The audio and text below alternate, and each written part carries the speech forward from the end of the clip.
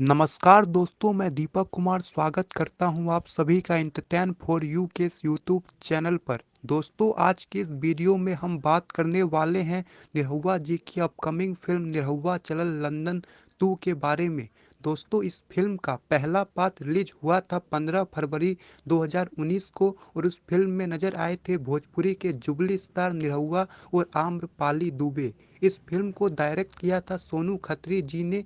निरहुआ चलल लंदन भोजपुरी की काफ़ी मेगा बजट की फिल्म थी, जिसकी शूटिंग भारत, नेपाल, लंदन सहित यूरोप के 5 देशों में की गई थी। इस फिल्म का बजट 4 करोड़ रुपए था और ये फिल्म बॉक्स ऑफिस पर सुपर हिट साबित हुई थी। और निरहुआ चलल लंदन इस फिल्म की अपार सफलता के बाद इस फिल्म का सीक्वल बनने जा रहा है, जिसका अनाउंसमेंट कल कर दिया गया है। और इस फिल्म में नजर आएंगे भोजपुरी के जुबली स्टार निरहुआ और आम्रपाली दुबे। निरहुआ चलल लंदन 2 इस फिल्म को डायरेक्ट और प्रोड्यूस करने वाले हैं सोनू खत्री जी।